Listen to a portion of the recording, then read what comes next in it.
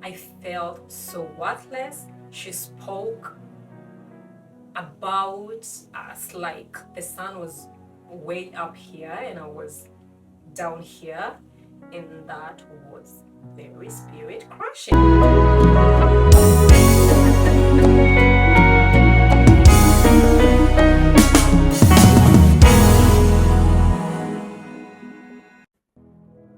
What's up and Shalom? How are you doing?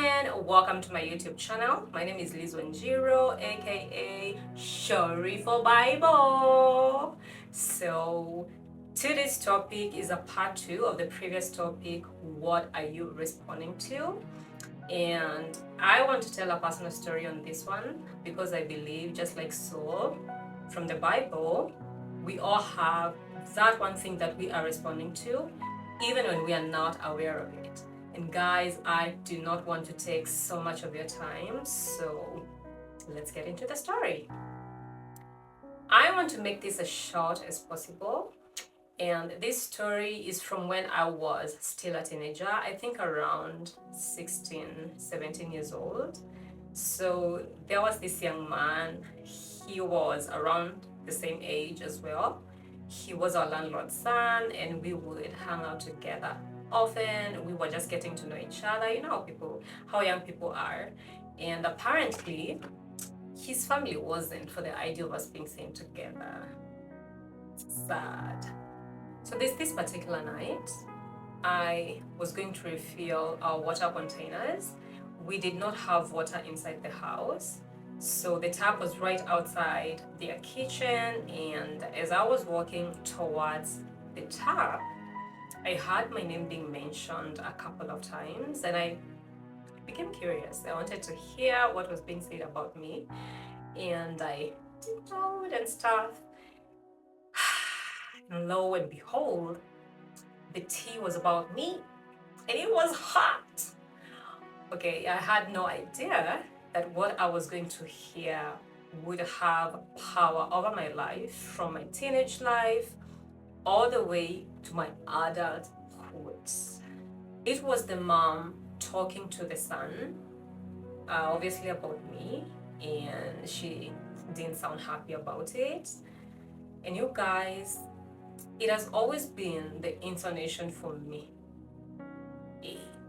It sounds so fresh in my mind as though she said it this morning.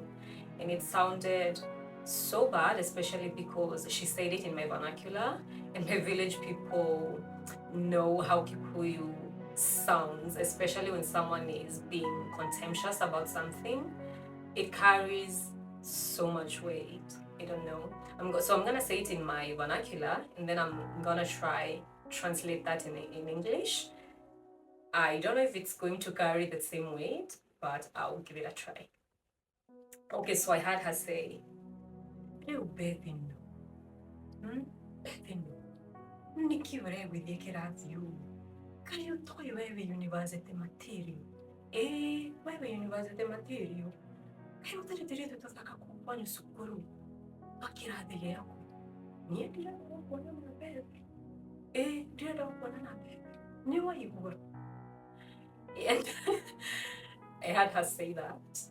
And I can't even say it how she said it because there's so much contempt in her voice and it stung so bad, you know. Every time she mentioned university material, my heart dropped an inch. And by the time I was going back inside, I think my heart was somewhere around my belly button, and my heart was so broken.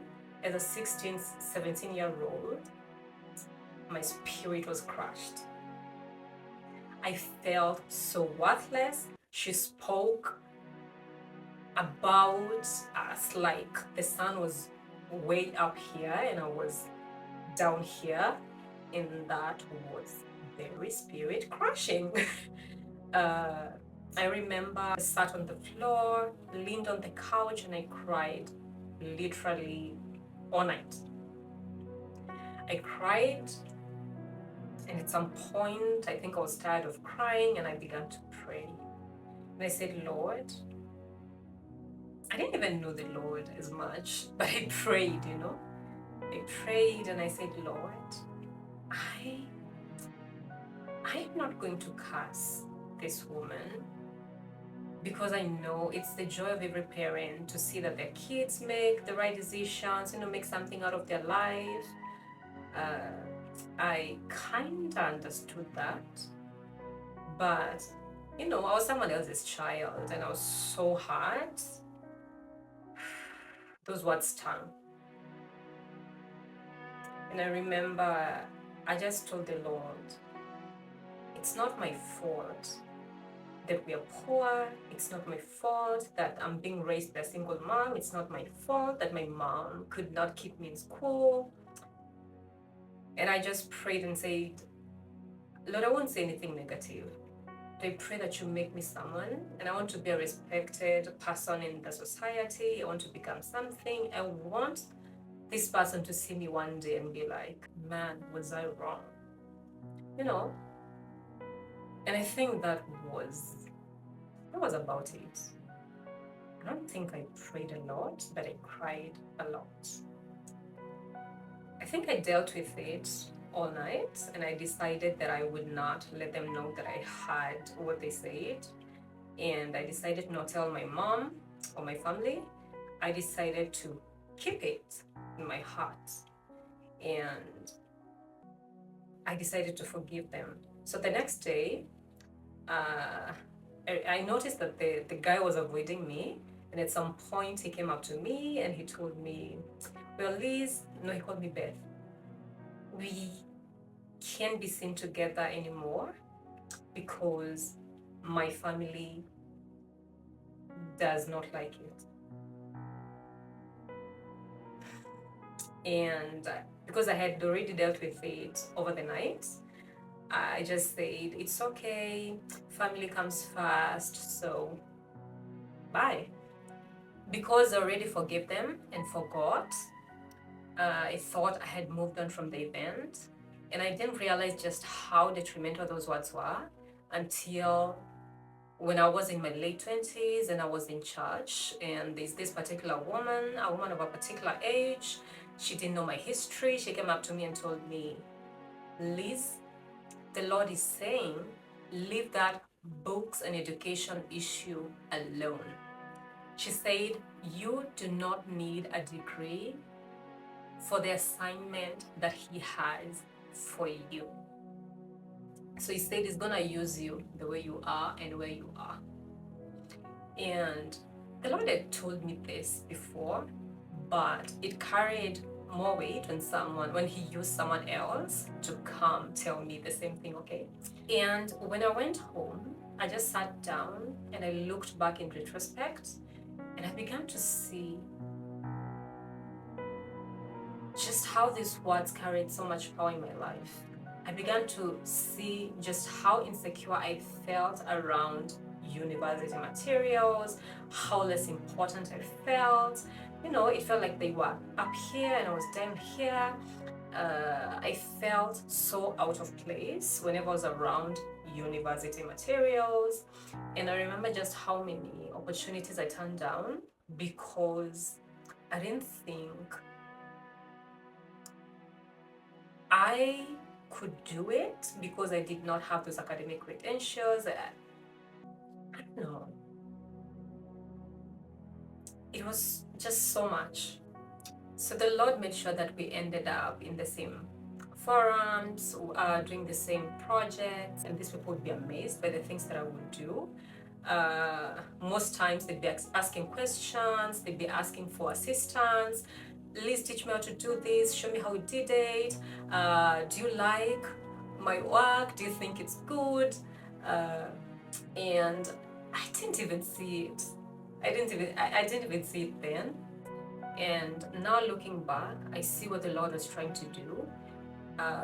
He was trying to prove to me and to make me see that just because they were university materials didn't mean that they were better than me. It didn't mean that they were wiser than myself. It didn't mean that they were more important or even more gifted than I was. It's just that they were more privileged than I was. Okay, so The reason I'm telling you this is because sometimes that thing that you're holding on to could be just the perfect recipe for your downfall. I remember turning down so many opportunities, uh, sabotaging really good things just because I didn't feel qualified. I felt unworthy and unqualified. And I think if I took some of those opportunities, I don't think I'd be where I am right now in life. But I learned that way too late, and I'm starting over. And having seen and experienced that for myself, I want to say that if some of you would come to the realization that you've been stretching that pain, that heartbreak, that bitterness, that anger, those insecurities, that shame, or whatever it is that you're dealing with for far too long, you'd have a clear vision of where you need to be going in life.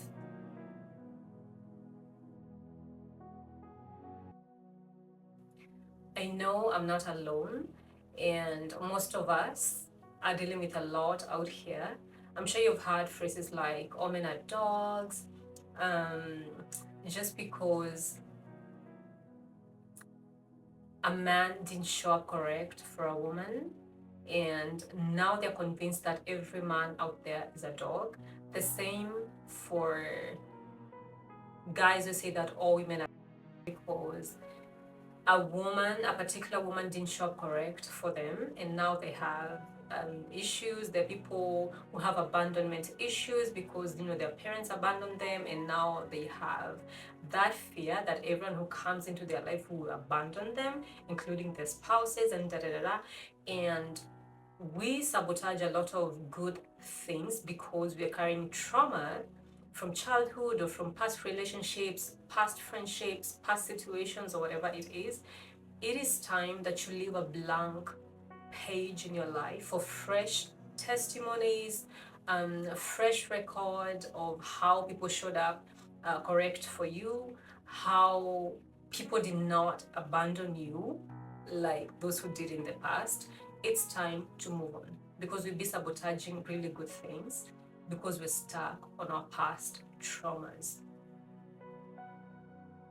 I have seen that for myself, and I don't think I'd be where I am right now if I took opportunities that I let go because I felt that I wasn't qualified because someone said what they said, and I felt useless, I felt unworthy, and I felt insignificant. Okay?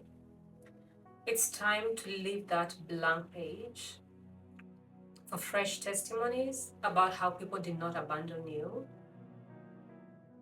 If someone took you for granted, someone didn't see your worth, it's time to leave that blank page where you record someone actually showing up right for you, someone seeing your value. It's time for you to allow that fresh wind into your life and allow God to do what only He can do. It's time to leave that blank page for new experiences as your healed version of yourself. Okay? It's time for that healing. Let go, let go, let go, move on. Rise above it. All right? And the purpose for this episode was to encourage you as I get encouraged myself. Yeah, by sharing that personal story. You are not alone, and I know I'm not alone. There's so many of us out there. There's so many of us struggling with the same thing, different things.